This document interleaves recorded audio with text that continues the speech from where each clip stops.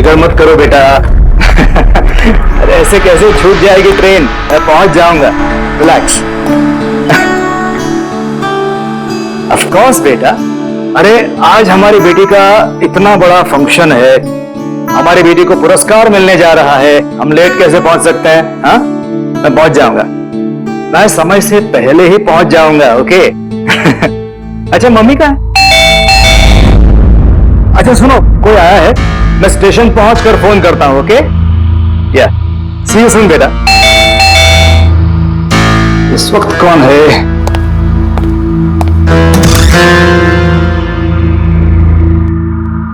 Hi sir, mister पवन कुमार। जी sir आपके नाम का पार्सल है। पार्सल? जी सर। लेकिन भाई मैंने तो कुछ मंगाया नहीं। सर नाम आपका है और एड्रेस भी यही है sir. Let me see. Sir signature. Thank you sir. Thank you. पता नहीं कौन है ये, इसने भेजा होगा।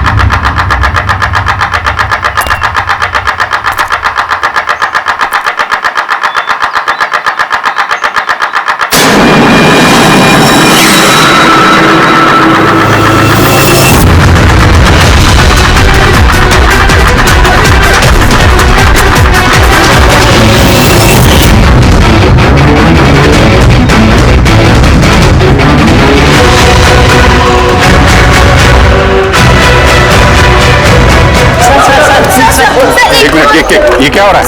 सर आप सीआईडी ऑफिसर अभिजीत है ना? सर आपके घर के बाहर ये लाश मिली है, आप क्या जानते हैं सर इसके बारे में? सर ये लाश है किसकी? सर आखिर आपके घर के बाहर ये लाश आई कैसे सर? एक मिनट सर आपको इसके बारे में पहले से कुछ पता था? अरे आप लोग पीछे हटिए, ये क्राइम सीन है। आप क्या, एक मिनट, आप क्या कर रहे हैं? आप पीछे हटिए प्लीज। देखिए मैं आपको सब बताऊंगा, लेकिन आपको पता कैसे चला यहाँ पे लाश है?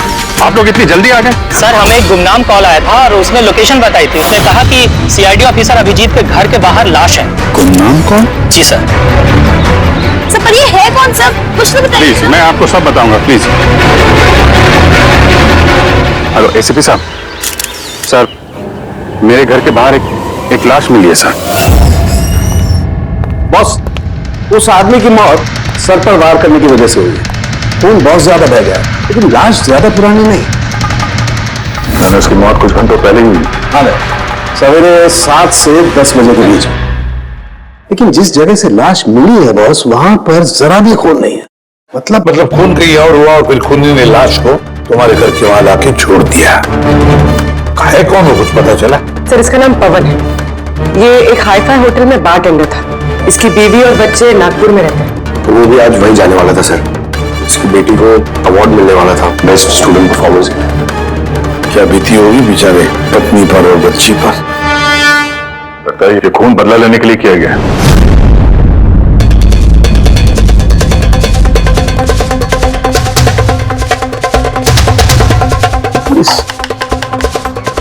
दांत का क्या चक्कर है? मुझे पता है सर। ये पवन, मैं जानता हूं सर इसे। ये मेरा बहुत पुराना खास खबरी था। क्या? हाँ यार, इसने बहुत इंफॉर्मेशन दी थी मुझे। इसकी वजह से मैंने बहुत सारे मुजरिमों को पकड़ा था। सर तो फिर ये दांत चढ़ाने के लिए, इसका मजाक उड़ाने के लिए, ये जताने के लिए कि इसे अपना मुंह नहीं खोलना चाहिए था। तो फिर बात पक्की है कि इसे बदला लेने के लिए मारा गया है। जिन लोगों को इस पवन ने गिरफ्तार करवाया होगा उनमें से किसी ने उसकी जान ले ली। लेकिन सर ये पवन अभिजीत सर का इन्फॉर्मर है। ये बात किसी को पता कैसे चली? हाँ, मतलब सीआईडी में भी हमारे एक दूसरे के इन्फॉर्मर्स कौन है हम नहीं जानते। तो फिर उसको भी कैसे पता चला कि ये पवन एक इन्फॉर्मर है? सिर्फ खूनी को नहीं सर, पूरे देश को पता चल गया सर। ये देखिए, ताजा जानकारी के मुताबिक पेशे से वेटर पवन कुमार दरअसल सीआईडी का खबरी भी था। आज सुबह पवन कुमार की लाश सीआईडी ऑफिसर अभिजीत के घर के बाहर मिली थी। उसकी हत्या के पीछे उन लोगों का हाथ होने की संभावना है जिनको उसी की मदद से सीआईडी ने गिरफ्तार किया था। ये खबर मीडिया तक पहुंची कैसे? सर, जो घर के बाहर रिपोर्टर्स थे उन्होंने बताया कि किसी अनजान शख्स ने खबर दी हमें। नहीं सर, ये अनजान शख्स कोई और नहीं, कातिल खुद है। उसने ये सब हमें दुनिया के सामने नीचा दिखाने के लिए किया। क्या सीआईडी इस बात का पता लगा पाएगी? बंद करो यार। जानने के लिए देख। सब मेरी वजह से हुआ है। पवन की सुरक्षा मेरी जिम्मेदारी थी, मेरी वजह से जान गई है उसकी। देखो अभी जो कुछ भी हुआ है उसे तो हम बदल नहीं सकते, लेकिन एक बात तो पक्की है, जिसने भी ये किया है ना उसे हम छोड़ेंगे नहीं। अभिजीत, उससे तुम्हारी आखिरी बार बात कभी हुई थी? मतलब कहीं ऐसा तो नहीं कि वो तुम्हें कोई इंफॉर्मेशन देना चाहता था और उसी वजह से वो मारा गया? पिछले हफ्ते ही मिला था मैं उससे, ऐसी तो कोई बात हुई नहीं थी। तो कुछ और ही चक्कर है, कुछ और ही चक्कर है।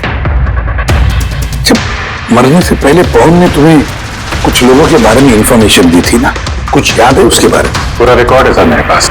ये पवन मेरे लिए 3 साल से काम कर रहा था और इन 3 सालों में मैंने उसकी मदद से 5 मुजरिमों को पकड़ा है। तो ये कोई ऐसा आदमी है जो पवन से बदला लेना चाहता था और अभिजीत को चैलेंज कर रहा है। हाँ, हो सकता है। ये भी हो सकता है कि उन 5 लोगों में से कोई एक हो जिसने पवन का खून किया है। ये सुनील इंडिया में नहीं है सर, बाकी चारों यही हैं। सुमित, विक्रम, तारा और ये रमेश।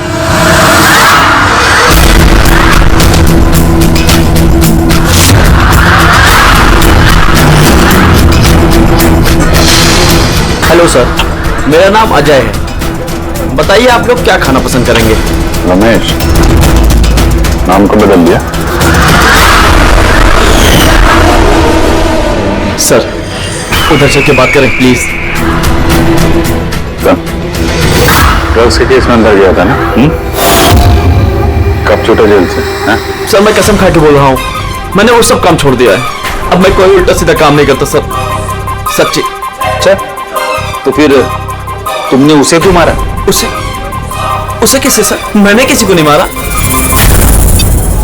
पवन को इसने जेल भिजवाया था ना, मार दिया इसको? नहीं सर, मैंने इसे नहीं मारा।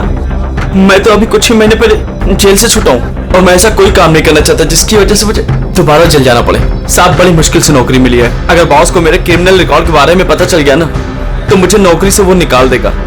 Please sir. तो तुमने इसे नहीं मारा? नहीं सर। आज सुबह 7 बजे से 10 बजे तक कहां था तुम? यही था सर, मेरी आज सुबह की शिफ्ट थी। सच बोलना? सच सर। अब चाहो तो स्टाफ में से किसी से भी पूछ लो, मैंने किसी को नहीं मारा। आप गलत इंसान पे शक कर रहे हो साहब। ठीक है, अभी तेरी बात मान लेते हैं, मगर याद रखना हमारी नजर रहेगी तुम पे।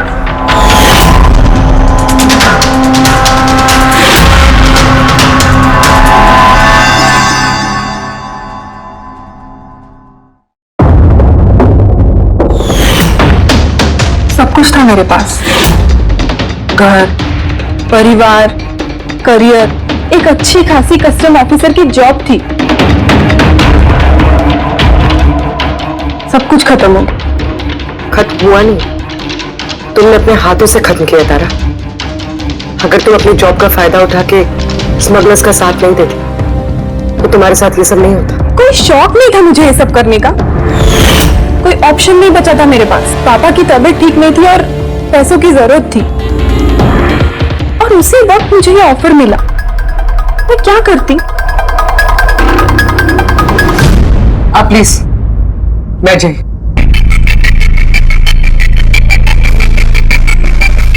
पर देखो ना, बीमारी ने नहीं, मेरे सदमे ने पापा की जान ले ली। फैमिली ने भी मुझे दोषी बनाकर मुझसे सारे रिश्ते तोड़ दिए। अब कुछ नहीं बचा, ना तो मेरा कोई अपना है और ना ही मेरे पास पैसे हैं।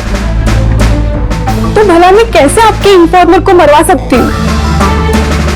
और वैसे भी मैं पहले से ही अपनी एक गलती की सजा भुगत रही हूँ, अब कोई दूसरी गलती नहीं करना चाहती मैं। देखिए, आप प्लीज मेरा विश्वास कीजिए, मेरा इसमें कोई हाथ नहीं। पवन का खून तुमने करवाया ना? अब तुम खुद बताओगे या हम उगलवाएं? कौन पवन? वो खबरी? मैं तो तुम लोगों को बहुत होशियार समझता था। देख रहे हो ना मेरा हाल, मैं यहाँ जेल में हूँ, फिर भी मुझसे पूछ रहे हो। इजाजत तुम किसी और को देना, समझा? तुम्हारे काले कारनामों से जो तुमने पैसे कमाए उसे जेल के बाहर क्या क्या कर सकते हो हम सब जानते हैं। बोल, पवन की सुपारी किसको दी? क्या बात कर रहे हो तुम? लगता है आजकल फिल्में ज्यादा देखते हो। मेरा हाल देख रहे हो ना, यहाँ ना मेरे पास फोन है और ना ही कोई मिलने जुलने वाला। फिर कैसे मैं किसी की सुपारी दे सकता हूँ? हाँ, इज्जत देने के लिए मुझे शुक्रिया। तुम्हें क्या लगता है कि मैं इतना बड़ा गैंगस्टर हूं कि यहां बैठे बैठे किसी का भी बाहर गेम बजवा सकता हूं? तो उसके लिए भी थैंक यू। तुम्हें सब मजाक लग रहा है? हाँ? तुम्हारा इसमें हाथ है या नहीं वो तो हम पता लगा ही लेंगे, लेकिन अगर तुम्हारा इसमें हाथ है तो जो तुम्हारा हाल है ना, उससे भी बुरा हाल करूंगा मैं तुम्हारा। देखो, उस पवन खबरी का खून मैंने नहीं करवाया, लेकिन हाँ, जिसने भी किया है ना, बहुत अच्छा किया। और वो यहीं रुकने वाला नहीं है, एक एक करके सब मारे जाएंगे और तुम देखते रह जाओगे।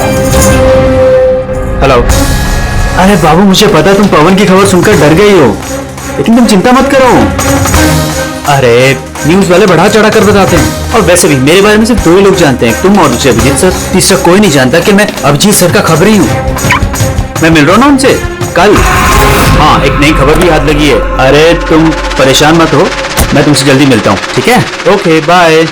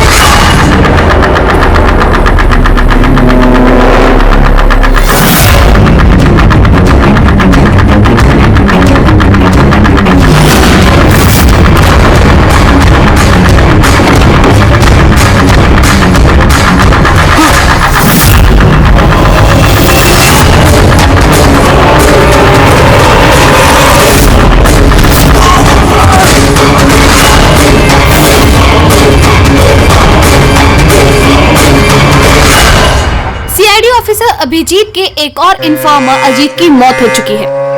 आखिर ये है कौन जो एक एक करके सीआईडी ऑफिसर अभिजीत के सारे इन्फॉर्मर्स को मार रहा है? आखिर इसके पीछे का राज है क्या?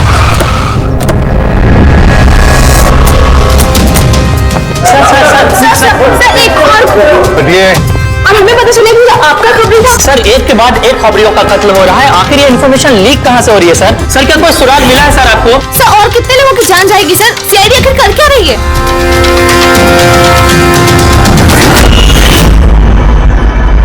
गला घोट के मारा है सर।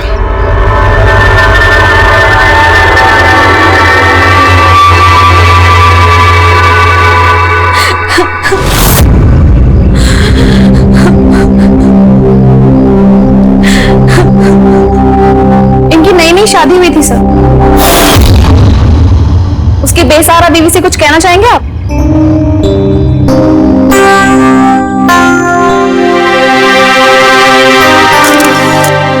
तो आप हैं इंस्पेक्टर अभिजीत, मेरे अजीत के अभिजीत सर। कितना भरोसा करते थे वो आप पर, और आपने उनका इस्तेमाल किया, उनको धोखा दिया है। आपने तो उनकी हिफाजत करने का भरोसा दिया था ना? क्या हुआ उस भरोसे का? कितने पैसों में बेचा आपने उसको? बोलिए, जवाब दीजिए। कितने पैसे मिले आपको? आपका ईमान, आपका जमीन बेचने के लिए? बोलिए। मैम प्लीज बस कीजिए मैम। आपको पता है किसके बारे में बोल रही आपने हूँ? मारा मेरे अजीत को। खूनी है आप, खूनी है आप। मैम प्लीज खूनी है आप, खूनी है आप। प्लीज खूनी है आप, आपने मेरे अजीत को मारा है, खूनी है आप।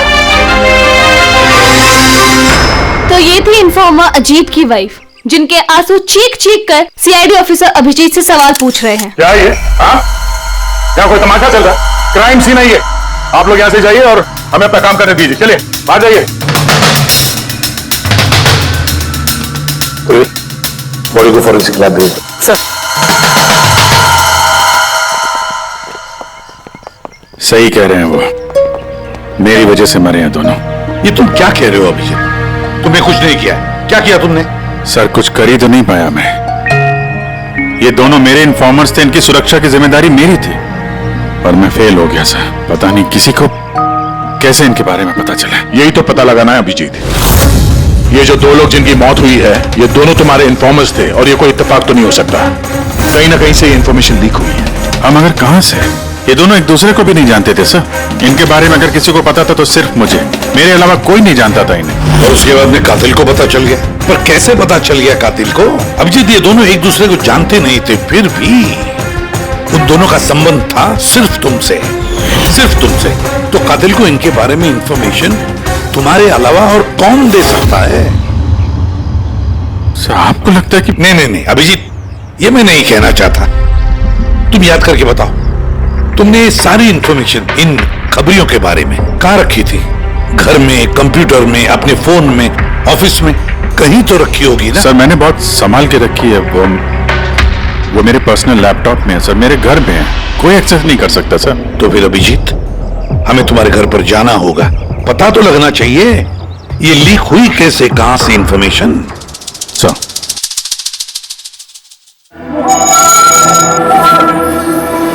जी लगता है तुम्हारे गैर हाजिरी में कोई तो यहाँ पे आया है और तुम्हारे लैपटॉप से डेटा चुरा लिया। और आजकल ये पासवर्ड क्रैक करने में कितना वक्त लगता है? अरे पासवर्ड की तो बात ही नहीं है, ये फिंगरप्रिंट स्कैनर है, ये फेस रिकॉग्निशन डिवाइस, मेरे अलावा कोई इस लैपटॉप को खोल ही नहीं सकता। सर लेकिन कंप्यूटर से डेटा चुराने के लिए यहाँ आने की क्या जरूरत? कंप्यूटर को हैक भी तो किया जा सकता है ना। हो सकता है, लेकिन इस लैपटॉप को नहीं, क्योंकि इसमें इंटरनेट कनेक्शन है ही नहीं। तो यहाँ से इंफॉर्मेशन बाहर गई कैसे है? सर देखते हैं।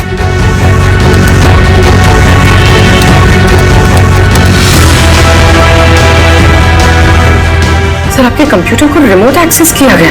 लेकिन कैसे है?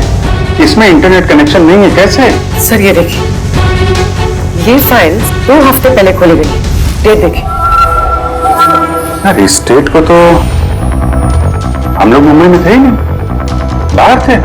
ये कैसे हो सकता है? हो सकता है सर। सर आपने कोई नया सॉफ्टवेयर कॉपी या इंस्टॉल किया है ये 2-3 हफ्ते पहले? यार उसकी कोई जरूरत नहीं है पूर्वी, तुमको पता है मैंने इस लैपटॉप में सिर्फ केस से जुड़े हुए दस्तावेज रखे हैं और कुछ सॉफ्टवेयर की जरूरत ही नहीं। हाँ कभी कभार पेन ड्राइव की जरूरत होती है ट्रांसफर करने के लिए डाटा वगैरह।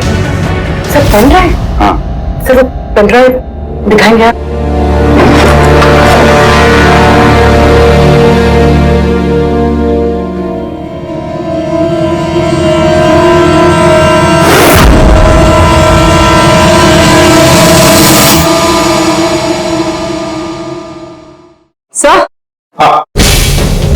सर सर पता चल गया कि असल में हुआ क्या था। क्या कैसे हुआ? सर सब कुछ इस पेन ड्राइव की वजह से हुआ। इस पेन ड्राइव की वजह से? हाँ सर ये पेन ड्राइव ही एक स्मार्ट डिवाइस है।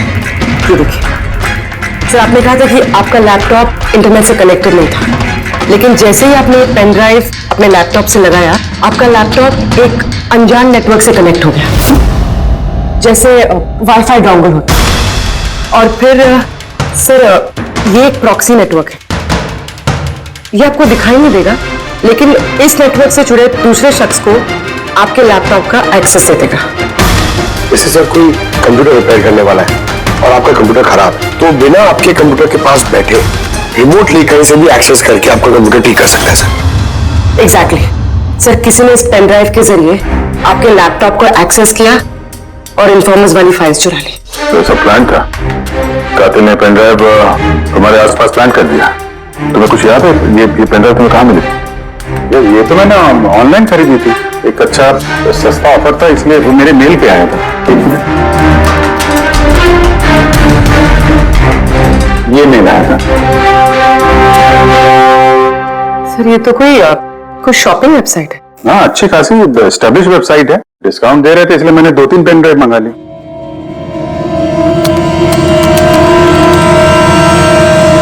सर ये वेबसाइट तो नकली है। हाँ?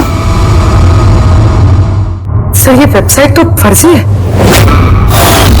सर आपके साथ साइबर फिशिंग हुई है। सर ये देखिए, ये दोनों वेबसाइट्स, कोई फर्क नहीं, लेकिन ये वाली वेबसाइट इस वेबसाइट की कॉपी है। थोड़े बहुत कोड्स अलग हैं, कोई एक बार देखे तो समझ में नहीं आएगा। सर ऐसे वेबसाइट्स के जरिए हैकर्स लोगों के अकाउंट से पैसे गायब करते हैं। सर बहुत सारे कंप्यूटर एक्सपर्ट्स ऐसे साइबर क्राइम्स में लगे हैं। तो मतलब मुझे जो मेल आया, मैंने इस लिंक पे क्लिक किया तो मैं इस नकली साइट पे चला गया। हाँ सर। तो इस तरीके से ये पेन ड्राइव प्लांट किया गया था। ये मामला जितना सादा दिखता है उतना सादा नहीं है, बड़ा खतरनाक मामला ही है। अभिजीत, तुम्हारे कंप्यूटर में से ये जो भी कोई कर रहा है ना, वो इन्फॉर्मर्स की पूरी डिटेल निकाल सकता है और फिर उनके साथ कुछ भी कर सकता है। बहुत बड़ी गलती होगी मुझसे, पता नहीं अगला शिकार किसका होगा।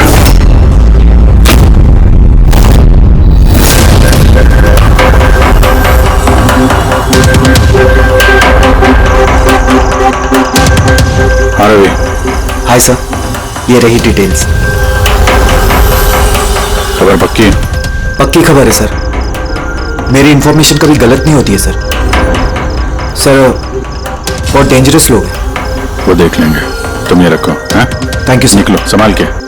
Bye sir. सर कल रात को ड्रग्स की बहुत बड़ी तस्करी होने वाली है सर, और ये 2 नए चेहरे हैं जो सामने आए।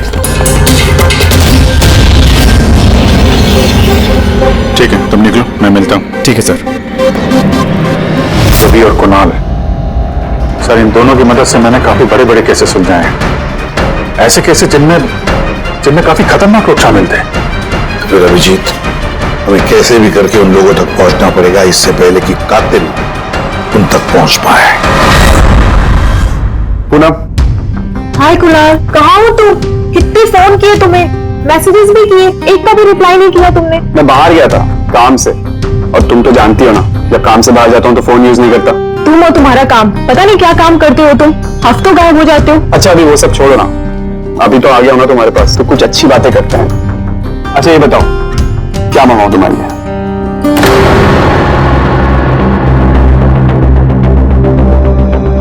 अभिजीत सर, मैं एक सेकंड आता हूँ।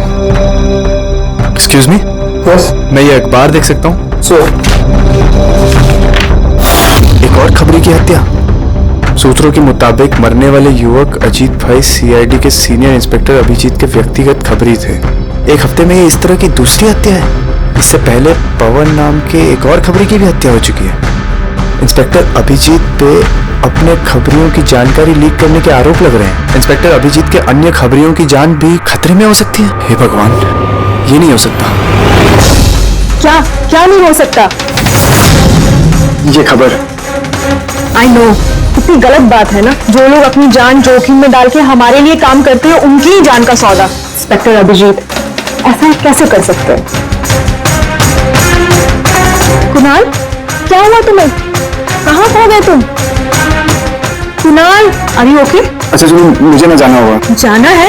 कहाँ जाना है? अभी तो आए हो, अभी कहाँ जाना है? मैं तुम्हें सब बताता हूँ, ठीक है? मैं बताऊंगा।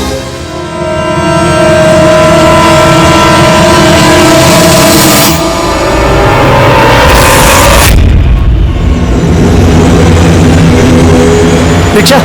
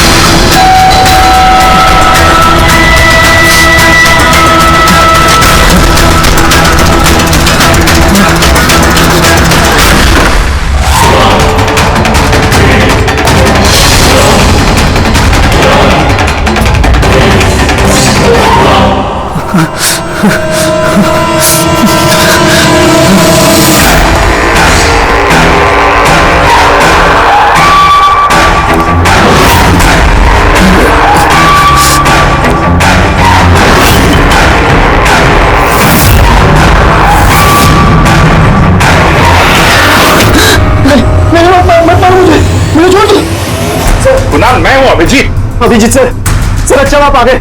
सर वो मुझे मार देगा, सर वो मुझे मार देंगे सर। कुणाल, शांत हो जाओ, या कोई नहीं है, समझे? हमारा रहता कोई कुछ नहीं कर सकता, घबराओ मत। कुणाल, हम तुम्हें सेफ हाउस में ले जाएंगे, वहां कोई तुम तक नहीं पहुंच सकता, समझे? सर रवि की फोन की लोकेशन यहीं बताएं।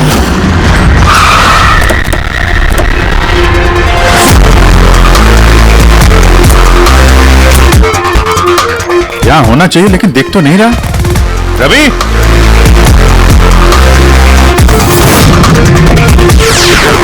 Ravi,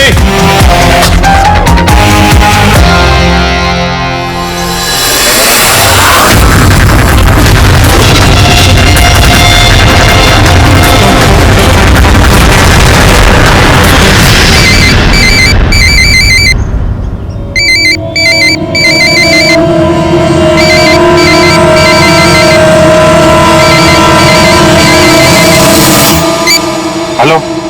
hello sir. रवि, रवि कहाँ हो तुम? कहाँ भाग रहे हो? मुझ पे भरोसा नहीं है तुम्हें? आपको क्या लगा था कि आप मुझे ढूंढ लेंगे? इतना आसान नहीं है सर। रवि देखो, जैसा तुम समझ रहे हो वैसा नहीं है। तुम्हारी जान को खतरा है रवि, लेकिन मुझसे नहीं, मैं तुम्हें बचाने की कोशिश कर रहा हूँ। सुनो, मैं तुम्हें सेफ हाउस लेके जाऊंगा, वहां तुम्हारी जान को खतरा नहीं होगा, समझे? रवि, रवि हम तुम्हारी मदद करना चाहते हैं, भरोसा करो हम पर। भरोसा? उन दो लोगों ने भी आप पर भरोसा किया था, लेकिन उन्हें क्या मिली? मौत। देखिए सर, मेरे लिए मेरी लाइफ बहुत कीमती है। मेरे पीछे मेरा परिवार है, मुझे इतना जल्दी नहीं मरना। मेरी जान को बख्श दीजिए सर, मैं मरना नहीं चाहता। प्लीज मुझे जाने दीजिए सर, मुझे ढूंढना बंद कीजिए। रवि रवि रवि, बात को समझने की कोशिश। नहीं सर, मैंने कहा ना नहीं। पहले आप पर भरोसा करके मैंने बहुत बड़ी गलती की है। एक बार गलती करी, दूसरी बार नहीं करूंगा। मुझे नहीं पता था कि आप बिक चुके हैं सर। मुझे प्लीज ढूंढना बंद कीजिए सर। रवि कहाँ हो तुम? तुम्हारी जान को खतरा है, समझो तुम। Bye sir. रवि, रवि नहीं मारेगा ये, नहीं समझेगा, किसी भी हालत में ढूंढना पड़ेगा इसे। ये 4 में से 3 इन्फॉर्मर्स तो सेफ हाउस में पहुंच गए। ये रवि सिर्फ बाहर है ना? सर इन दोनों की टिप से जो लोग गिरफ्तार हुए हैं उन सबकी लिस्ट आ गई। है कोई इनमें IT या कंप्यूटर एक्सपर्ट? नहीं सर, ऐसे तो कोई नहीं है, लेकिन ये विक्रम, उसे तुम जेल में मिले थे, क्यों, क्या हुआ? सर हर हफ्ते इसकी बीवी जेल में इसे फोन करती है और पिछले शुक्रवार को भी इसकी बीवी ने इसे जेल में फोन किया था। तो पूरी इससे प्रूव क्या होता है? सर मैंने और फ्रेडी सर ने पता किया है कि हॉस्पिटल में थी उनकी वाइफ फ्राइडे को, लेकिन उन्होंने किसी को फोन नहीं किया। फैंटास्टिक, गजब का काम किया तुम दोनों ने।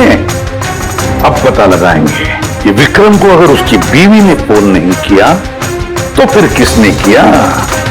और ये बताएगा विक्रम जी। हमें सब पता है। वो शुक्रवार को तुम्हारी पत्नी हॉस्पिटल में एडमिट थी, उसने कॉल नहीं किया तुम्हें। तो उस दिन उसके नाम से जो कॉल आया था तुम्हें, वो फोन किसने किया था? मैं कह चुका हूं ना तुम्हारे को कि मैंने कुछ नहीं किया।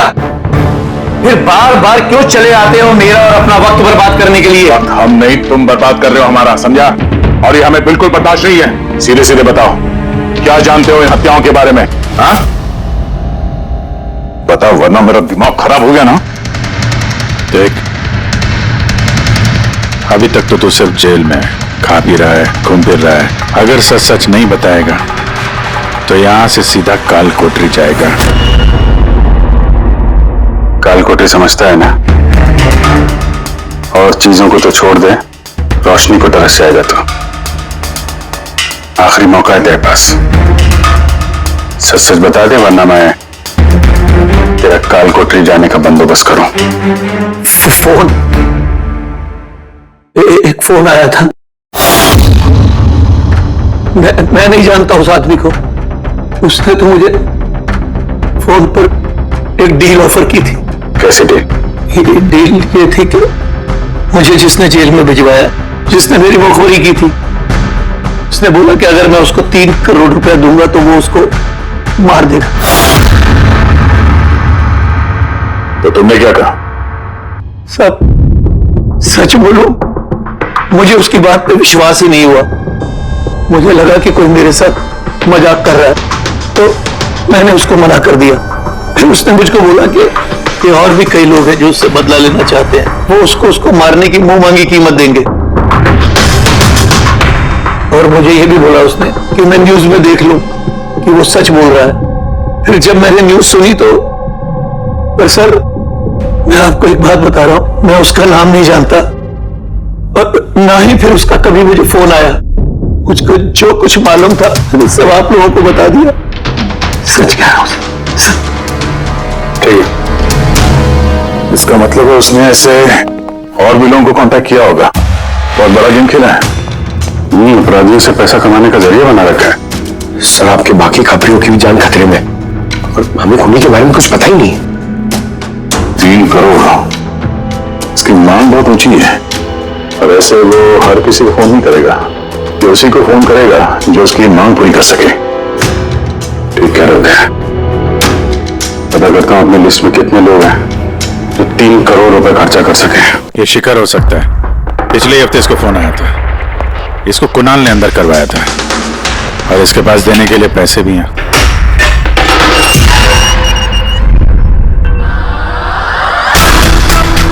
अपना बदला पूरा होने का इंतजार कर रहे हो क्या? कुणाल की सुपारी दे दी खूनी को, हाँ? अब उसकी मौत की खबर का इंतजार कर रहे हो? ये क्या बातें कर रहे हैं आप लोग? मैं किसी कुणाल को नहीं जानता और ना ही मैंने किसी को किसी की सुपारी दी है। तो पिछले हफ्ते फोन तुम्हारे चाचा का आया था? हाँ आया था। तो तुम्हारे चाचा जी इस दुनिया में तो है नहीं, तो कहां से कॉल आया था? स्वर्ग से या मर्ग से? सुनो, तुम अभी फंस चुके हो। लड़ाई इसी में होगी कि सब सच सच जल्दी बोलो। अच्छा तो जाओ, पहले मेरे लॉयर को बुला के लाओ। उसके आने से पहले ना मैं कुछ नहीं बोलने वाला। मुझसे कुछ भी पूछताछ करनी है उसके आने के बाद ही करो। जाओ बुला के लाओ पहले से। ठीक है, अगर यही ऑप्शन है तो फिर यही सही।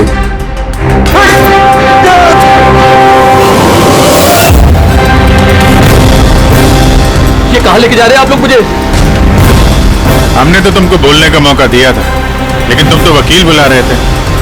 अब तुम्हारे साथ क्या होगा किसी को पता नहीं चलेगा, तुम्हारे वकील को भी नहीं।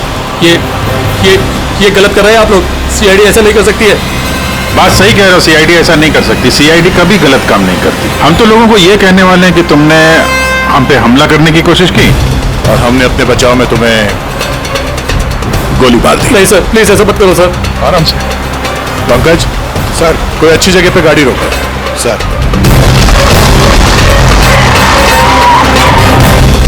चल बाहर निकल।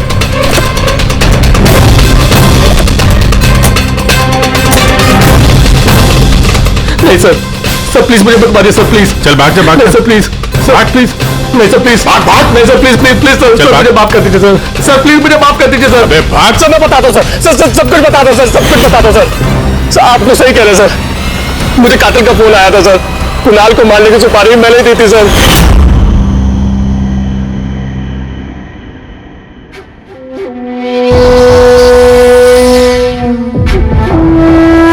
हेलो शिखर। हाँ कौन? शिखर मैं कौन हूँ ये जानने की तुझे जरूरत नहीं है। तेरे लिए सिर्फ ये जानना जरूरी है कि जिसकी वजह से तू जेल गया है मैं उसे जानता हूँ और उसको मैं जान से भी मार सकता हूँ, लेकिन उसके लिए मुझे पैसे चाहिए। कितना पैसा चाहिए तुझे? पूरे 3 करोड़।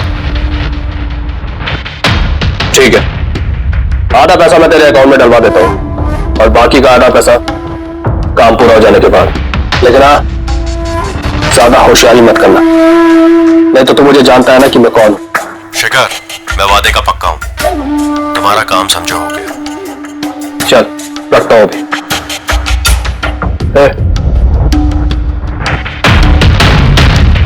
सुन, ये रख, किसी को बोलना मत। सर मैंने अपनी बीवी की मदद से सर उसके अकाउंट में आधे पैसे डलवा दिए थे सर, और बाकी का आधा पैसा काम होने के बाद डलवाने वाला था सर, लेकिन अभी तक कुणाल को कुछ नहीं हुआ है सर। कुणाल की जान खतरे में है।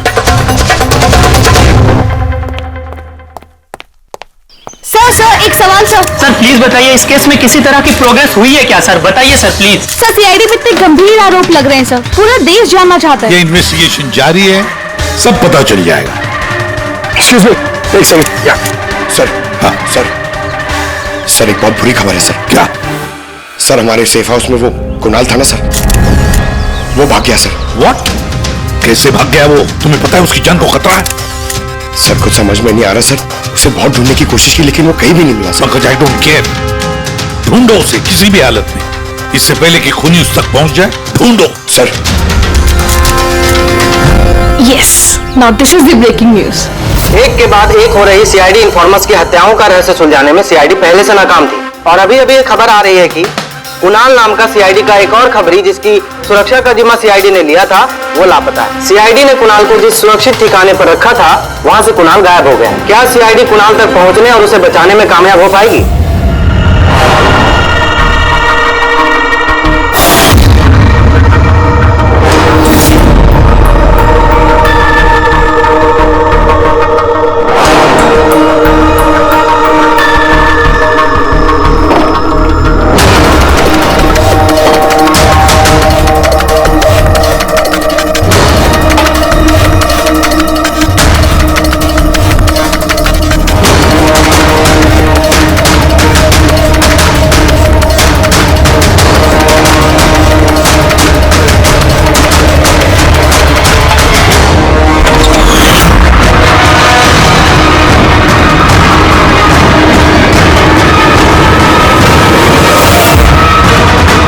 कौन है तुम? Game over.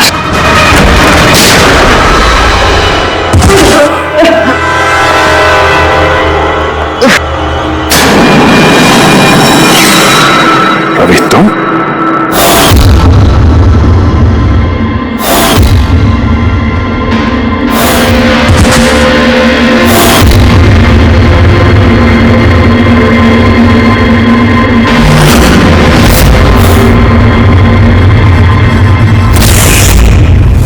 कुणाल के गायब होने की खबर हमने जानबूझकर मीडिया में फैलाई। हमें मालूम था कातिल ने इसकी सुपारी ली है, इसको मारने के लिए कुछ भी करेगा। तो वही हुआ, मीडिया ने खबर फैलाई और तुम सुनते सुनते यहाँ आ गए। तुम यहाँ खुद नहीं आए, लाए गए हो। हमें पता था कि तुम्हारे पास इन्फॉर्मर्स की लिस्ट है और उसमें कुणाल का भी नाम। तुम कंप्यूटर्स के मामले में तो होशियार हुई, तुमने कुणाल का नंबर ट्रैक किया और यहाँ तक आ गए। क्यों किया रवि ऐसा तुमने? मैंने तुम पे भरोसा किया था। क्या बिगाड़ा था इन लोगों ने तुम्हारा? क्यों मार रहे हो इनको? आपके इन्फॉर्मर पवन की वजह से उसने मेरी जिंदगी बर्बाद कर दी थी, उसी की वजह से मेरी मंगेतर तारा गिरफ्तार हुई। मैं उससे बदला लेना चाहता था, लेकिन उस वक्त मुझे यह नहीं पता था कि तारा की इंफॉर्मेशन किसने लीक की। मैं कैसे भी उन खबरियों तक पहुंचना चाहता था, बस फिर क्या था, मैंने एक प्लान बनाया कि अगर मैंने आपको ज्वाइन कर लिया तो मैं उन खबरियों तक पहुंच सकता हूं। मैं आपसे मिला, आपके लिए काम करने लगा सर, आपको इंपॉर्टेंट इंफॉर्मेशन देने लगा ताकि मैं आपका भरोसा जीत सकूं। अपनी सेफ्टी का बहाना बनाकर आपसे उन इन्फॉर्मर्स के बारे में जानने की कोशिश की। मैं कैसे भी उस लिस्ट तक पहुंचना चाहता था जिसमें उन इन्फॉर्मर्स के बारे में पूरी इंफॉर्मेशन थी। फिर वो ऑनलाइन ऑफर,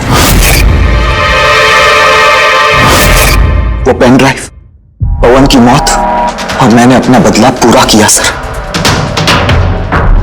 पूरा किया अपना बदला।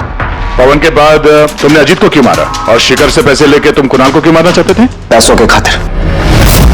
पवन के तलाश के दौरान मुझे एहसास हो गया कि मेरे जैसे कई लोग हैं जो इन खबरियों से बदला लेना चाहते हैं और किसी भी हद तक जा सकते हैं। बस फिर क्या था, मैंने वैसे ही क्रिमिनल्स को कांटेक्ट किया और इंफॉर्मेशन निकालना शुरू कर दिया। इसके लिए मुझे बहुत पैसे भी मिलते थे, और उसमें बुराई क्या है सर? बुरा है या भला वो तो तुम्हें पता चल ही जाएगा जब जेल जाओगे। तभी तुमने पैसे कमाए और मैंने भरोसा कमाया। मेरा भरोसा तो काम आया, लेकिन तुम्हारे पैसे अब तुम्हारे किसी काम नहीं आएंगे।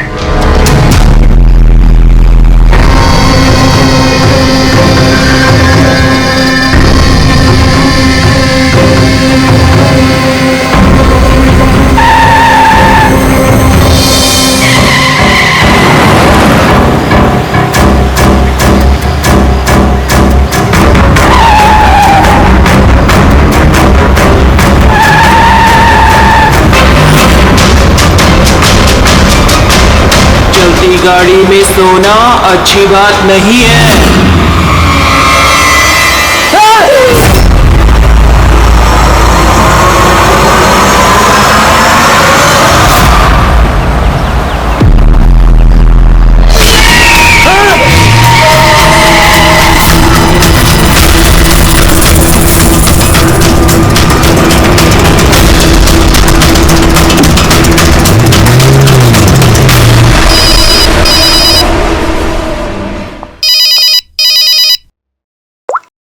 हाँ विनीत।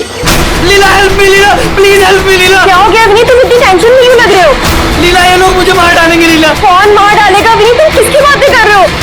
लीला आई थिंक मैं लाइफ में कभी तुमसे नहीं मिल पाऊंगा लीला। विनीत बकवास बंद करो। कहाँ पे हो तुम, मुझे अपनी एग्जैक्ट लोकेशन बताओ। मैं सेबेस्टियन रोड पे हूँ, पुराने पोस्ट ऑफिस के पास। विनीत एक काम करो, तुम वहीं पे रुको, मैं टैक्सी लेके अभी वहीं पे तुम्हें लेने आती हूँ। हेलो लीला। हेलो विनीत, तुम ठीक हो? फोन को भी हेलो लीला। ये फोन को भी अभी कटना था।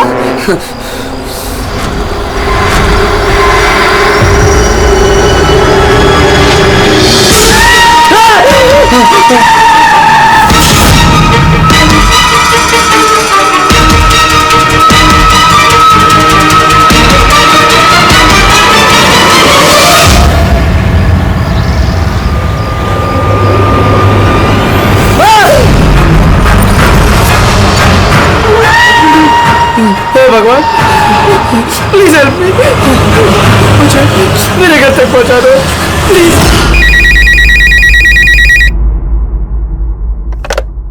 Hello CID bureau.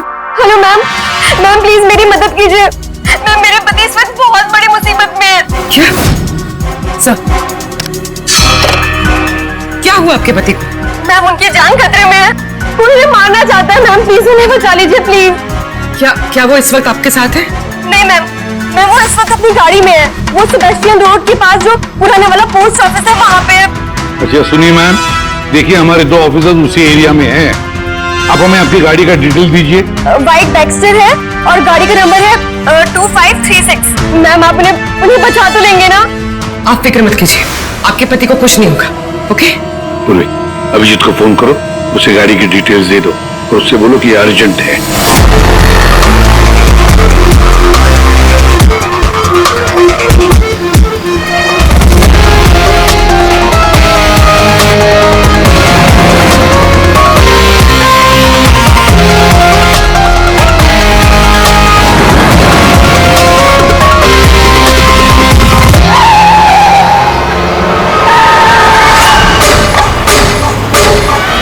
यही नंबर है।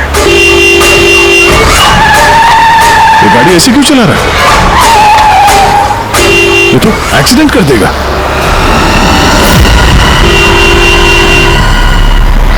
मुझे माफ कर दो, मुझे माफ कर दो, मैं मरना नहीं चाहता, मुझे माफ कर दो। किससे बातें कर रहा है? गाड़ी में तो कोई नहीं है।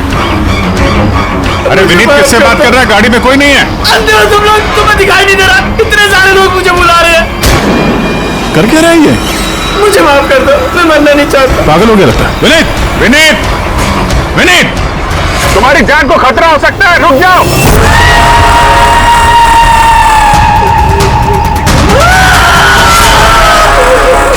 अंकल मेरे साथ खेलो ना, बहुत मजा आएगा।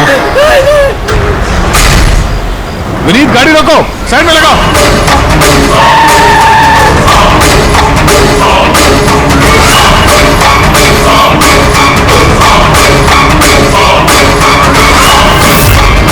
रुक जाओ। विनीत, विनीत,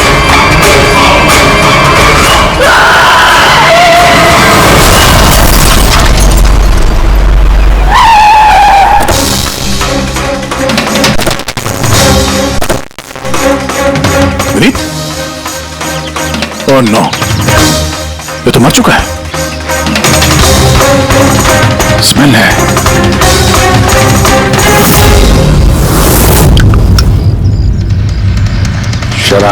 शराब पी के गाड़ी चला रहा था, लेकिन ये गाड़ी में बात किसी कर रहा था? शराब के नशे में बड़बड़ा रहा होगा। शराब पी के तो यही होता है, एक्सीडेंट। आपने तो मुझसे वादा किया था ना कि विनीत को कुछ नहीं होगा, तो ये क्या हो गया? देखिए मैडम, अगर उनकी जान को किसी और से खतरा होता तो हम उन्हें जरूर बचा लेते, लेकिन वो तो खुद ही शराब पी के गाड़ी चला रहे थे। आप तो जानती हैं कितना खतरनाक है। नहीं, उनकी जान खुद उनकी वजह से नहीं गई है, बल्कि उन लोगों की वजह से गई है जो इतने दिनों से उन्हें परेशान कर रहे थे। कौन लोग? सुबह शाम सोते जागते हर वक्त वो उन्हें सताते रहते थे। वो इतना ज्यादा परेशान हो गए थे कि उन्होंने अपने बिजनेस पर भी पूरी तरह से ध्यान देना बंद कर दिया था। किन लोगों की बात कर रही हैं आप? जरा साफ साफ बताइए।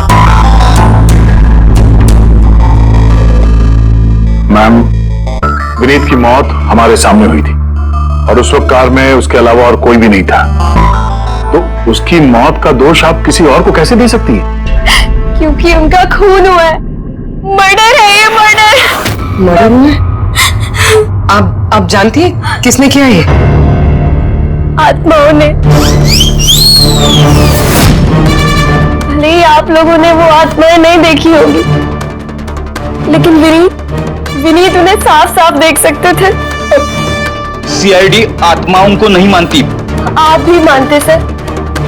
अगर आपने वो 2 हफ्ते पहले वाला नजारा देखा होता। लीला उठो, उठो लीला, लीला उठो।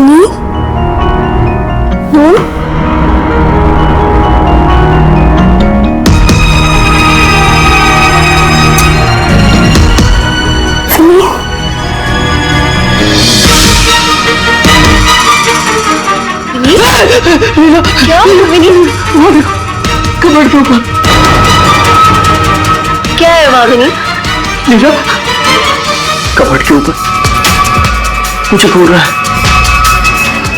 मुझे सोने नहीं दे रहा। विनीत, वहां पे कुछ नहीं है, कुछ नहीं है वहां पे। तुमने ना जरूर कोई बुरा सपना देखा है। चलो आगे सो जाओ। मैंने कोई सपना नहीं देखा। वो देखो अभी भी घूम रहा है, तुमको दिख क्यों नहीं रहा यार? विनीत, वहां पे कुछ नहीं है।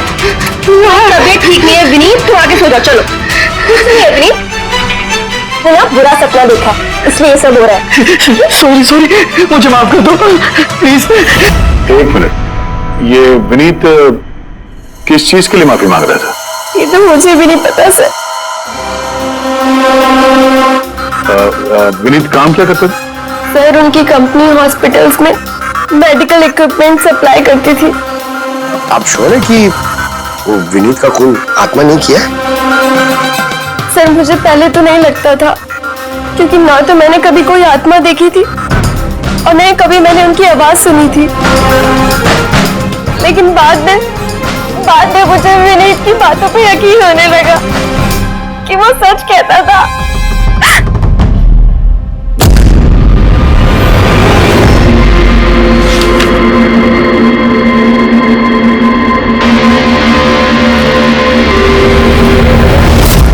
हाँ बॉस, इसकी मौत की एक ही वजह नजर आ रही है, इसके सर पर लगी हुई चोट जो इसे एक्सीडेंट के दौरान लगी। पक्का डॉक्टर साहब, कोई और वजह नहीं? विसरल सैंपल्स को चेक करना अभी बाकी है, लेकिन प्राइमा फेसी तो यही दिखता है कि मौत की वजह एक्सीडेंट है। तो बॉस, इसके खून में हमें अल्कोहल की बहुत ज्यादा मात्रा मिली। मुझे लगता है उसी की वजह से इसे हेलुसिनेशन होने लगे और इसने टक्कर मार दी। मतलब ये खून का मामला नहीं है। हम फ्यूनरल के लिए बॉडी को लौटा सकते हैं। अगर कुछ डाउट हुआ तो विसरल सैंपल से पता लग जाएगा। पता नहीं सर क्यों अभी मुझे ऐसा लग रहा है कि ये केस उतना सीधा नहीं है, क्योंकि जब हमने लीला से पूछा कि ये विनीत किससे माफी मांग रहा था तो वो बात को टाल गई। हम लोग भी फ्यूनरल में जाएं क्या? वहाँ रिलेटिव भी होंगे, फ्रेंड्स भी होंगे, बहुत सारे लोग होंगे, देखते हैं कुछ पता चलता है। जाओ, जरूर जाओ फ्यूनरल में।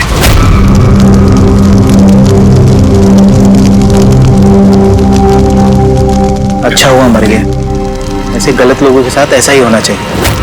तुमने बिल्कुल ठीक कहा, इसकी मौत इससे बदतर होनी चाहिए थी। बस अब उस दिन का इंतजार है जब उन दोनों की भी चिता जलते हुए देखूंगा। उस दिन तुम सबको बहुत बड़ी पार्टी दूंगा मैं। क्या प्रॉब्लम क्या तुम्हारी? हाँ? यहाँ पर एक आदमी की चिता जल रही है, शौक मनाने के बजाय जश्न मनाने की बात करो तुम लोग। क्यों ना मनाऊं जश्न?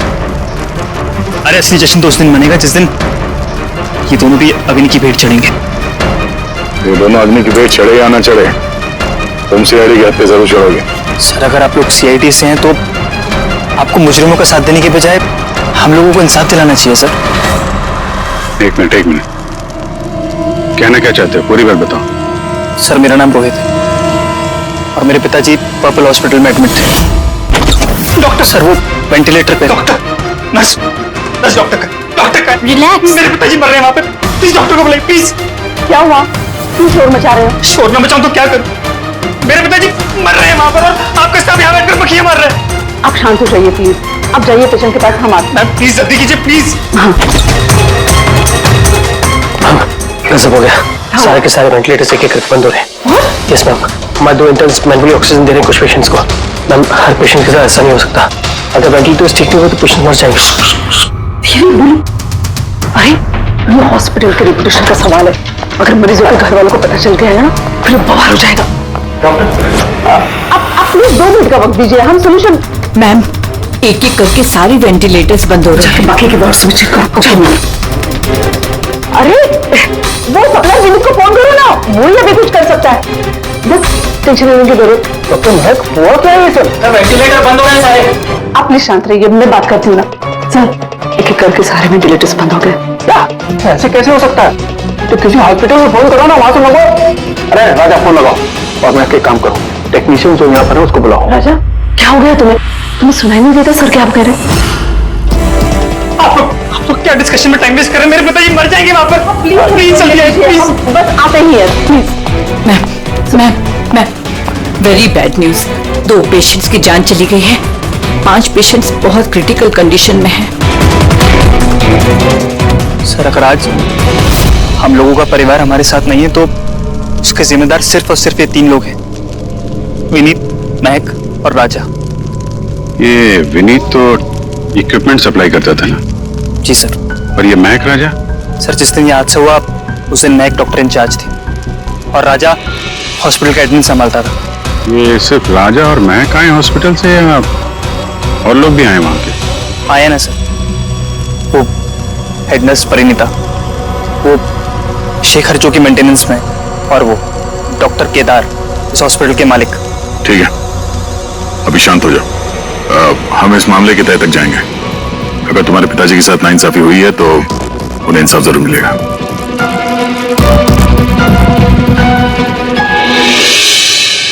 समझ में आया कि ये विनीत माफी क्यों मांग रहा था। मुझे माफ कर दो, मैं मरना नहीं चाहता, मुझे माफ कर दो। और ये भी समझ में आ रहा है कि विनीत की मौत से इतने लोग खुश क्यों हैं। यानी विनीत की मौत का जिम्मेदार कोई भी हो सकता है। और विनीत के बाद खूनी का अगला निशाना ये महक और राजा हो सकते हैं।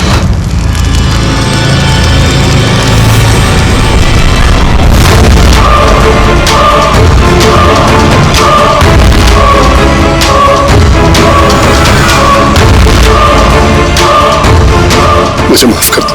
तुमने मुझे क्यों मरने दिया? मेरा पीछा मत करो।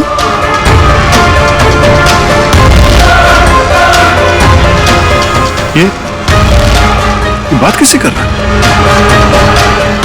मेरा पीछा मत करो। उन्हीं काल्पनिक लोगों से जिससे विनीत बात कर रहा था। शायद तू मुझे बचा सकती थी। क्यों मरने दिया मुझे? तुम भी मरने के लिए तैयार हो जाओ। और ये महक भी सहमी से लग रही है। छोड़ो, छोड़ो मुझे, छोड़ो मुझे, आग में मत खींचो। मेरी कोई गलती नहीं है। छोड़ो, छोड़ो, छोड़ो, छोड़ो मुझे, छोड़ो, छोड़ो, मत खींचो मुझे आग में। छोड़ो, क्या कर रहे हो? इधर आओ। क्या कर रहे हो यार? हैं? मैं बस परेशान हूं, इसमें आप लोग क्या कर सकते हैं? मुझे खुद ही निपटना होगा अपनी परेशानी से। आप इधर आओ, थोड़ा दूर हट जाओ इधर से। तो बहुत सारे लोग हैं जो विनीत की मौत की खबर सुनकर खुश हो गए हैं। हाँ सर। और अब वो महक और राजा की मौत की खबर सुनना चाहते हैं। राजा और महक, इनका बर्ताव भी कुछ नॉर्मल नहीं लग रहा था सर। काफी डरे डरे से लग रहे थे, विनीत की तरह। सर, विसरल सैंपल्स की रिपोर्ट आ गई है। वेट, कोई गड़बड़ है? हाँ, एक आम इंसान का खून जितना लाल होता है, विनीत का खून उससे बहुत ज्यादा लाल था। अब समझ में आया कि विनीत को आत्माएं क्यों नजर आ रही थी। क्यों सर? पूर्वी, जब इंसान का खून जरूरत से ज्यादा लाल हो तो इसका मतलब ये होता है कि वो इंसान बहुत ज्यादा लंबे समय तक कार्बन कंपाउंड के संपर्क में रहा और इस कार्बन कंपाउंड की वजह से ही उसे हेलुसिनेशन आते हैं, जबरदस्त किस्म के। तो मतलब किसी ने जानबूझकर विनीत को इस कार्बन कंपाउंड के संपर्क में लाया, जिसकी वजह से विनीत की दिमागी हालत खराब हो गई, जो उसकी मौत का कारण भी बन गई। सर, खूनी को ये कार्बन कंपाउंड मिला कहां से होगा? हमारे आसपास हर जगह कार्बन कंपाउंड फैला हुआ है। मॉडर्न जिंदगी में हम जितनी भी मशीनों का इस्तेमाल करते हैं वो सब की सब, लगभग सब की सब कार्बन कंपाउंड निकालती हैं। हाँ, कोई भी मशीनों के साथ छेड़खानी करके ऐसी साजिश कर सकता है। तो कार में बैठने के ठीक पहले विनीत ऐसे किसी केमिकल के संपर्क में आया होगा, इसकी वजह से उसे ये हेलुसिनेशन वगैरह हो रहे थे। बिल्कुल बॉस, गाड़ी के एग्जॉस्ट सिस्टम को चेक करना चाहिए, गड़बड़ वही हुई है।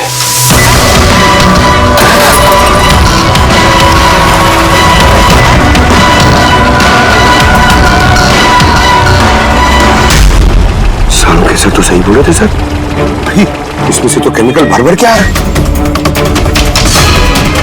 एक बात तो पक्की है पंकज, आत्मा कोई नहीं थी। हाँ सर, इसका मतलब अब खूनी के निशाने पे दो लोग हैं, राजा और महक।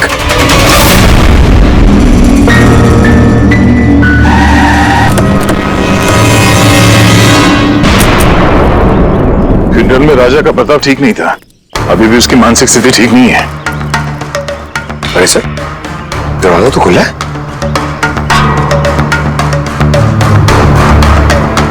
ये खूनी राजा तक पहुंच तो नहीं गया? ये क्या माहौल है? कैंडल्स,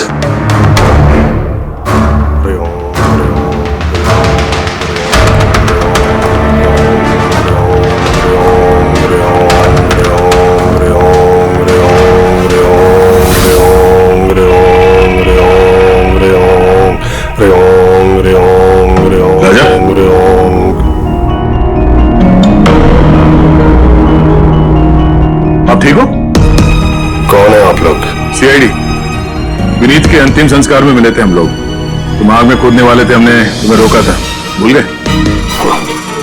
अब आप लोगों को मुझे रोकने या बचाने की जरूरत नहीं पड़ेगी। जब तक विनीत का खूनी पकड़ा नहीं जाता, तुम्हारी जान को भी खतरा है।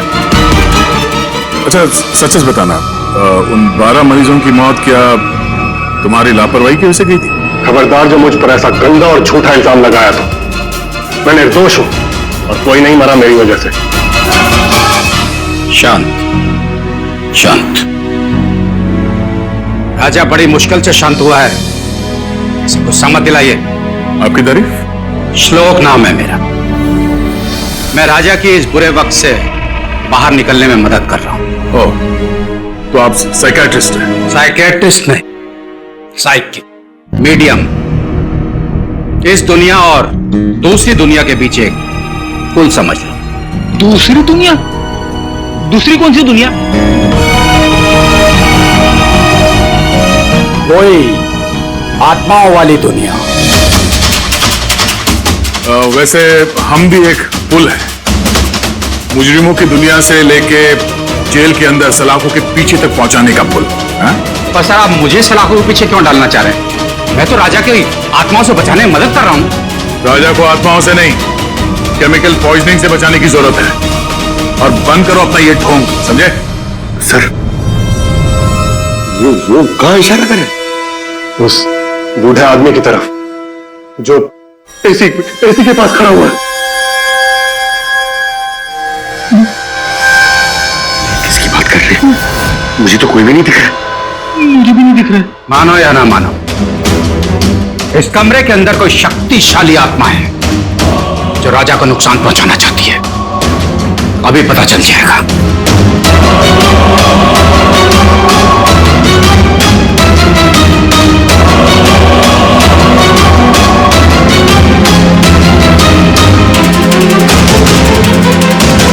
मीटर से हाथ में दिखेंगे।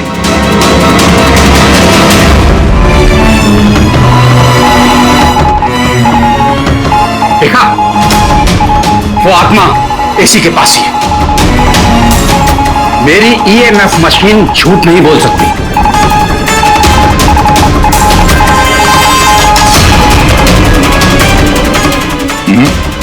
पर हमारा भी ये मीटर गलत नहीं हो सकता, समझे? तेरी लगता है राजा को कार्बन कंपाउंड का असर उसकी गाड़ी से ही हुआ है। एक काम करो, ये मीटर ले जाओ, उसकी कार चेक करो। रेडी? पंकज, बताओ महक, विनीत के फ्यूनरल पे क्या देखा तुम? मैंने किसी को नहीं देखा, कुछ भी नहीं देखा। झूठ मत बोलो। अगर कुछ नहीं देखा तो वहां से डर के भागे क्यों? मैं झूठ नहीं बोल रही हूँ, मैंने सच में किसी को नहीं देखा। अच्छा, अस्पताल में जो 12 मौतें हुई थी, क्या वो तुम्हारी लापरवाही की वजह से हुई थी? मेरी लापरवाही की वजह से? देखिए, मुझसे जो कुछ बन पड़ता है मैंने सब कुछ किया। मैंने डॉक्टर केदार से भी बात की, लेकिन उन्होंने कुछ एक्शन लिया ही नहीं, तो मैं और क्या करती? अच्छा, तो फिर इसमें डॉक्टर केदार की गलती है? उनसे भी ज्यादा गलती है उस राजा की। उसे चेक कर लेना चाहिए था कि वेंटिलेटर्स ठीक से काम कर रहे हैं या नहीं, उनके वक्त रहते सर्विसिंग हो रही है या नहीं। तो फिर राजा दोषी है? राजा और विनीत दोनों। विनीत को भी हमें वेंटिलेटर सप्लाई करने से पहले देख लेना चाहिए था कि वो कहीं खराब तो नहीं है। आखिर कितनी जानें टिकी थी उस वेंटिलेटर्स पे? लगता है राजा और विनीत के लिए तुम्हारे अंदर काफी कड़वाहट है। विनीत की मौत से तो बहुत खुश होगी तुम। ये कैसी बातें कर रही हैं आप? बिल्कुल भी नहीं। मैं एक डॉक्टर हूँ और मेरा काम पेशेंट्स की जान बचाना है। किसी की मौत से मैं कैसे खुश हो सकती हूँ?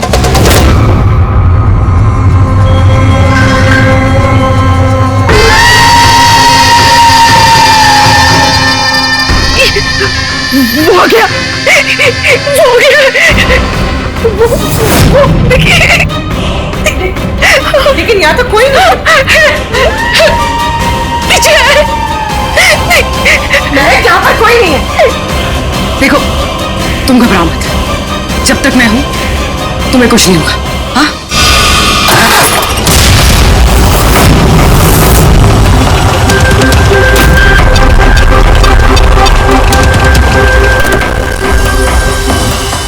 के एसी में तो कार्बन कंपाउंड नहीं है। घर के अंदर देते, चलो।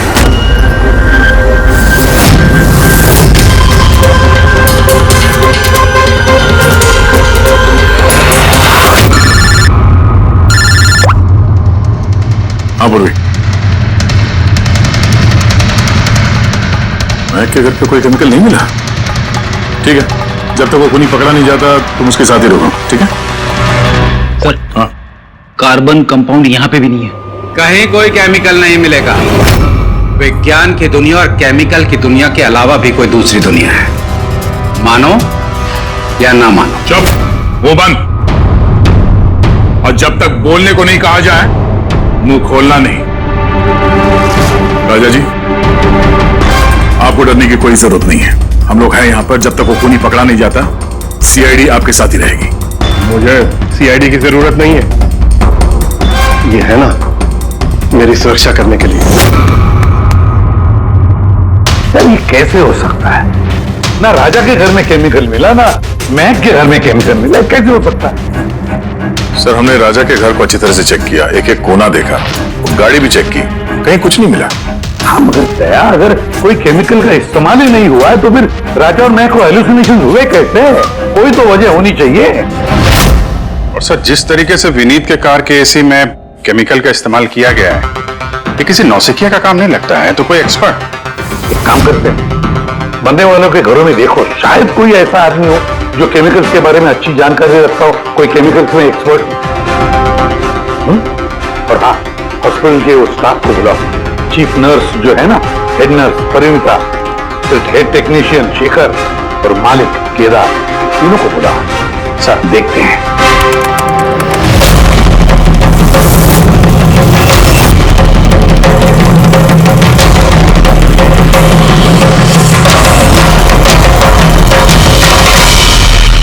तुम्हारा नाम शेखर है? Yes sir.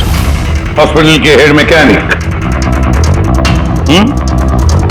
मेन टेक्नीशियन, मतलब हॉस्पिटल में जब भी किसी मशीनरी में प्रॉब्लम्स आ जाते तो पहले तुम्हें पता चलता है। जी हाँ सर। तो हॉस्पिटल के वेंटिलेटर्स खराब हो गए थे, ये तुम्हें पता नहीं था? सर पहले से पता था। तो फिर किया कुछ नहीं क्यों? बताया क्यों नहीं किसे? हाँ सर, इसमें मेरी कोई गलती नहीं है। तो फिर किसकी गलती? सर मैंने महक को पहले से ही बता दिया था वेंटिलेटर्स के बारे में, कि वेंटिलेटर्स में प्रॉब्लम हो रही है और वो कभी भी खराब हो सकते हैं। और ये वेंटिलेटर्स बंद होने से पहले तुमने बताया था? यस सर, 1 वीक पहले। मैम, मैंने आपको एक नोटिस भेजा था, वार्ड टीम के वेंटिलेटर्स ठीक तरह से काम नहीं कर रहे हैं। ओह, मैंने वो तुम्हारा लेटर पढ़ लिया था शेखर, तुम टेंशन मत लेना, मैं कुछ करती हूँ। बट मैम मामला थोड़ा अर्जेंट है। हाँ हाँ मुझे पता है। डॉक्टर महक, यस मैम आपको अकाउंट्स डिपार्टमेंट में इमीडिएटली बुलाया है। हाँ ओके चलो। Okay ma'am. Don't worry Shekhar, मैं कुछ ना कुछ करूंगी पक्का। बट सर उन्होंने मेरी बात को सीरियसली लिया ही नहीं। हाँ, महक ने वेंटिलेटर्स खराब होने पर पेशेंट्स को बहुत बचाने की कोशिश की, मगर राजा सर इतने घबरा गए कि कुछ कर ही नहीं पाए। शेखर जी, तुम कितना सच बोल रहे हो, कितना झूठ, ये तो हम पता लगा ही लेंगे। सर महक की कोई गलती नहीं है, उसने मुझे वेंटिलेटर्स खराब होने के बारे में पहले ही बता दिया था। लेकिन आपने क्या किया? सर मैंने हॉस्पिटल के एडमिन हेड को बता दिया था, राजा को, क्योंकि हॉस्पिटल के जितने भी ये मशीनरी है उनकी देखरेख की जिम्मेदारी एडमिन हेड की होती है सर। तो आपने एडमिनिस्ट्रेटिव हेड राजा को बता दिया और आपकी जिम्मेदारी खत्म हो गई। आप मालिक है ना इस हॉस्पिटल के, तो जिम्मेदारी खत्म कैसे होती है आपकी? सर मैंने अपनी जिम्मेदारी निभाई, तभी तो मैं खुद गया राजा के केबिन में। राजा। जी सर। ये सब क्या कर रहे हो? अरे ये सब जरूरी नहीं है, इतने सारे मरीजों की सांसें वेंटिलेटर के भरोसे चल रही हैं, तुम यहाँ बैठे हो, तो कुछ करो ना। जी सर, मैं अभी सप्लायर से बात करके वेंटिलेटर बदलवा देता हूँ। प्लीज प्लीज जल्दी करो। जी सर मुझे समझ में नहीं आ रहा कि उन्होंने वेंटिलेटर्स बदलवाए क्यों नहीं। मैं हैरान हूं सर, कोई भी केदार जी पे उंगली उठा नहीं रहा। हर कोई राजा, विनीत और महक के पीछे पड़ा हुआ है। वही तो, हॉस्पिटल के मालिक है ना केदार जी, तो पूरी की पूरी जिम्मेदारी भी केदार जी तुम्हारी है। लेकिन सर अब मैं खुद जाके तो रिपेयर नहीं कर सकता ना वेंटिलेटर्स। सर मेरा काम है कि कंसर्न डिपार्टमेंट को इन्फॉर्म करना, और सर वो मैंने कर दिया, बल्कि मैंने विनीत से खुद बात करी। मैंने उससे कहा कि अगर ये रिपेयर हो सकते हैं तो रिपेयर करे, वरना इनको चेंज कर दे, और उसने कोई एक्शन ही नहीं लिया। उसने कोई एक्शन नहीं लिया, उसने कोई एक्शन नहीं लिया। आपने क्या एक्शन लिया? और नाम भी ले रहे हो तो विनीत का जो मर चुका है, या राजा का जो जवाब देने की हालत में नहीं है। सर जो सच था वो मैंने आपको बता दिया, अब वो मानना ना मानना सर आपके हाथ में है। परिणीता। जी सर। हॉस्पिटल की हेड नर्स, तो तुम हॉस्पिटल के बारे में सब कुछ जानती होंगी। जी सर। तो फिर अब सच सच बताओ, ये जो कुछ भी हुआ है किसकी लापरवाही से हुआ है? बताओ जल्दी। हाँ सर, बताती हूँ। मेरे साथ धोखाधड़ी करने की कोशिश मत करना राजा। और हाँ, अगर मशीनों में कोई फिजिकल डैमेज है वो वारंटी में नहीं आता। अगर तुमको नए वेंटिलेटर चाहिए तो पूरी कॉस्ट पे करनी होगी, समझा? मैंने तुमसे घटिया इंसान आज तक अपनी जिंदगी में नहीं देखा। अब ना तो हमारा हॉस्पिटल तुमसे कोई सामान लेगा और ना ही शहर का कोई दूसरा हॉस्पिटल। सुनो, ये धमकी किसी और को देना। जानता नहीं तुझे मैं कौन हूं, जो करना है कर ले।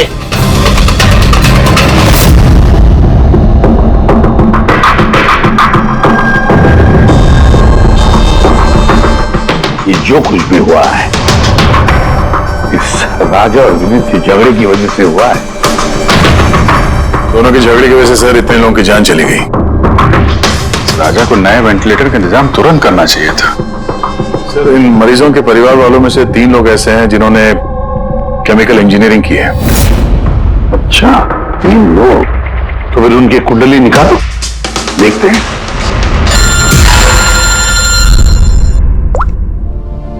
हेलो, इसे भी प्रतिबंध।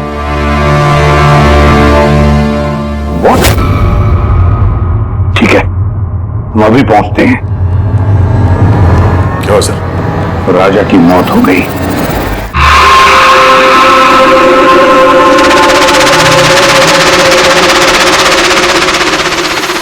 दया, मौत तो उसकी सर पे चोट लगने की वजह से हुई। लगता है छत से कूद गया है।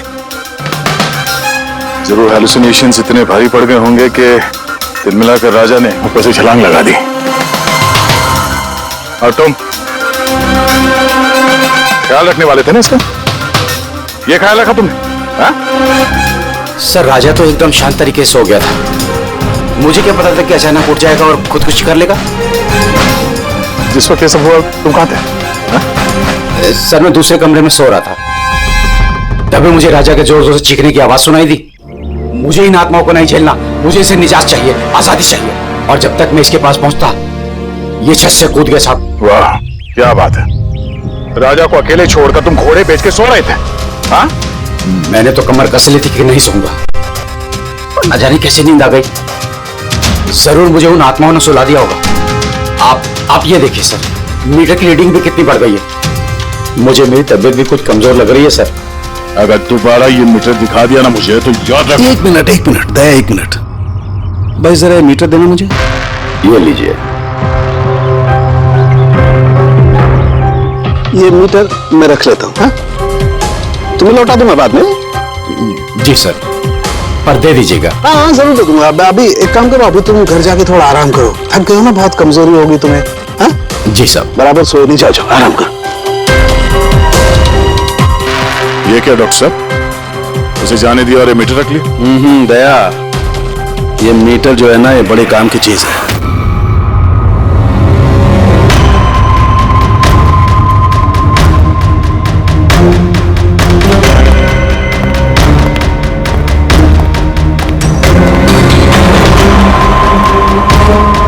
इस रूम में चेक करता हूं। हाँ सर। नहीं, तो ऊपर चलते हैं।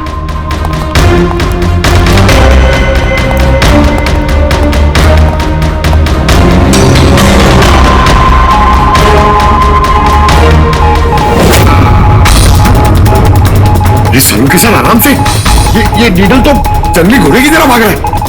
माय गॉड, हम यहाँ पर ऐसे नहीं खड़े रह सकते दया, हमें प्रोटेक्टिव गियर्स पहनने पड़ेंगे। Protective gears? वो किस लिए सर? अरे अपनी सुरक्षा के लिए।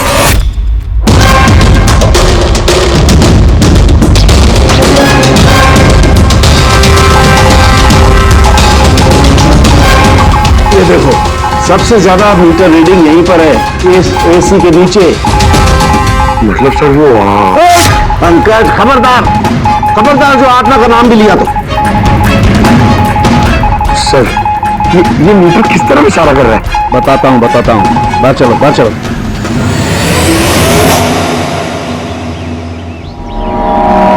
देखा दया, ये है EMF, इलेक्ट्रोमैग्नेटिक फील्ड डिटेक्ट करता है ये। इलेक्ट्रोमैग्नेटिक फील्ड्स, ये तो आजकल सभी इलेक्ट्रॉनिक अप्लायंसेस में होता है सर, टीवी, फ्रिज, एसी में। बिल्कुल है, लेकिन उन अप्लायंसेस का EMF हिडन होता है, छिपा हुआ होता है, ताकि लोगों पर बुरा असर ना हो। कैसा बुरा असर? तो इसकी वजह से लोगों को नौशिया हो सकता है, जी घबरा सकता है, बेचैनी हो सकती है, और अगर ज्यादा देर तक संपर्क में रहे तो हेलुसिनेशन होना भी कोई बड़ी बात नहीं है। ओह, मतलब राजा को ये हेलुसिनेशन किसी केमिकल की वजह से नहीं हुआ है, अपने घर के इलेक्ट्रॉनिक अप्लायंसेस की वजह से हुआ है, क्योंकि उसका वो EMF ढका हुआ नहीं था। बिल्कुल। इसका मतलब है सर किसी ने ये जानबूझ के छेड़छाड़ की है इसमें? हो सकता है। वैसे ही राजा को अंदर से पछतावा महसूस हो रहा था, दुखी था बेचारा कि वो मरीजों को बचा नहीं पाया, इसीलिए हेलुसिनेशन उसे पछतावा के रूप में दिखाई देने लगे। शायद इसी पछतावे की वजह से इस विनीत की भी मौत हो गई। बिल्कुल, और वो अशोक, उससे भी कमजोरी इसीलिए महसूस हो रही थी क्योंकि वो भी काफी देर तक इस EMF के संपर्क में था। यहाँ पे वो कार्बन कंपाउंड नहीं मिला घर में। मिले नहीं कैसे थे? क्योंकि यहाँ तो EMF का इस्तेमाल हो रहा था, और सबसे ज्यादा रीडिंग मुझे बेडरूम के AC में मिली। इसका मतलब बेडरूम के AC में छेड़छाड़ हुई। फिर तो उस महक के घर में भी EMF। ओह नो, हमें तुरंत पुलिस को इन्फॉर्म करना होगा।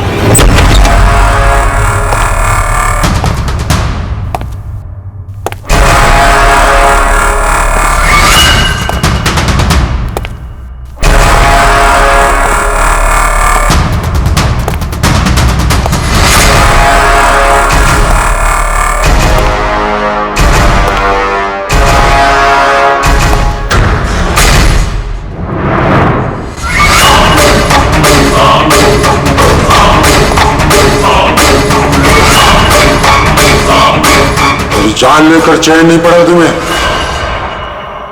जो फिर से मुझे मारने आई हो।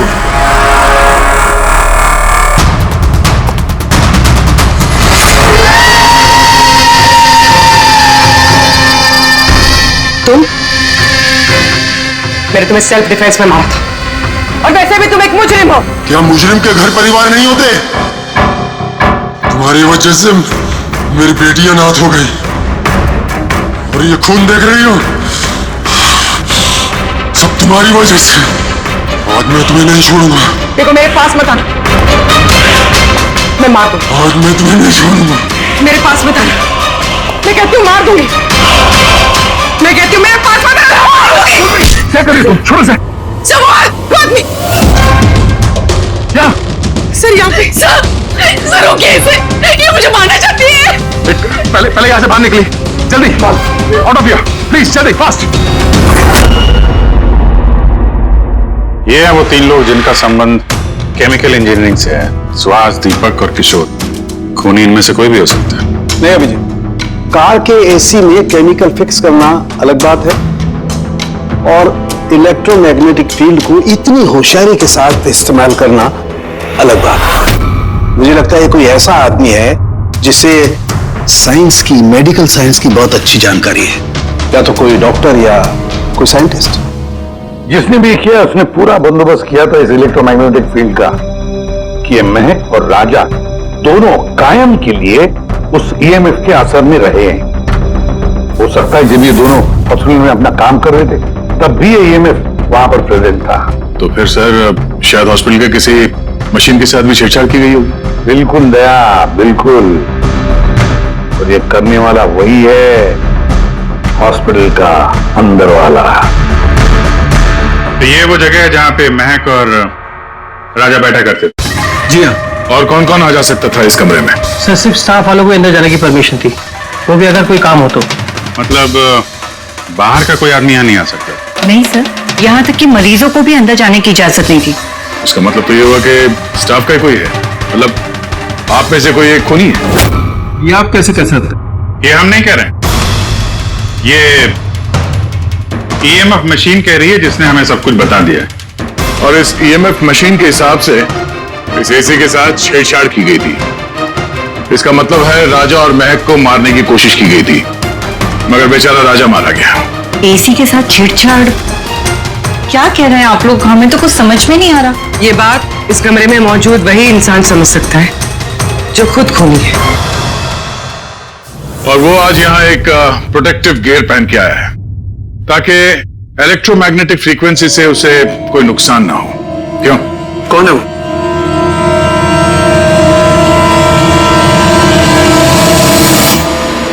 यहाँ।